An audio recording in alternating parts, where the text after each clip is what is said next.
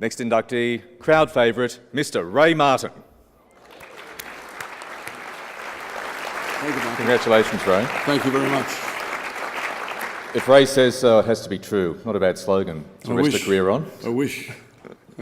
You had stages in your career. You started out at the ABC as a cadet, spent 10 years, I think, in New York, 60 Minutes, A Current Affair, The Midday Show. Looking back at this great career, what was the highlight? What was the most enjoyable, most fulfilling professional stage for you?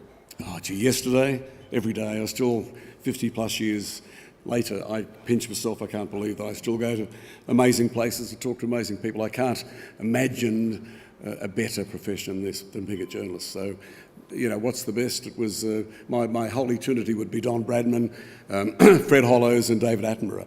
But along the way are lots of ordinary people who were amazing, who you know, I feel privileged to have spoken to. I'll take us back to the late 70s. You're a correspondent for the ABC in New York. You were tapped to join this new team on a program called 60 Minutes. Did you have any doubts about leaving what was a great gig, a great posting, to come back to Australia for ground zero for this new project? Yeah, Talbot Duck Madden told me I could stay in New York forever, which was quite a wonderful prospect. I love New York, and we had no children at that stage. And I got a call from Channel 7. I came out and I got a call from Channel 7. And I went to lunch with Ted Thomas, and he said, "We're starting 60 Minutes. We'd like you and Mike Willesee and someone else to be the reporters."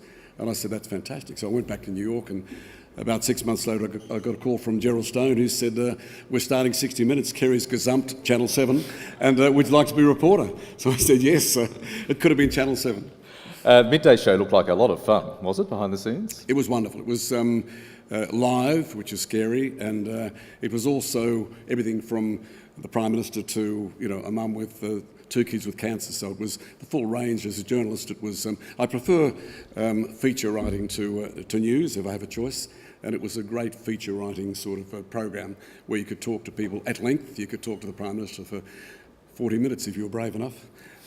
But you could also talk to, you know, interesting people for a long time. There wasn't that someone winding you up as there is on most television. So it was a wonderful forum for me, and I'd never done anything like that. All those years on 60 Minutes, all those years on A Current Affair, looking at the current environment, what's your view of the state of commercial TV current affairs at the moment? Oh, it's a cliche to say that we've dumbed it down. We have dumbed it down, as Bob was saying earlier about newspapers as well. I just think that television executives underestimate the audience. I think they think they're dumber than they really are. So I think that's the failing. But I think, you know, when programs like Sunday disappear, it's television and the audience is the losers. But so I think there is a dumbing down. But again, you can get, there is fantastic people working on it, fantastic journalists. So they're still there. Not all is lost. Ray Martin, congratulations. Thank you. Thank you.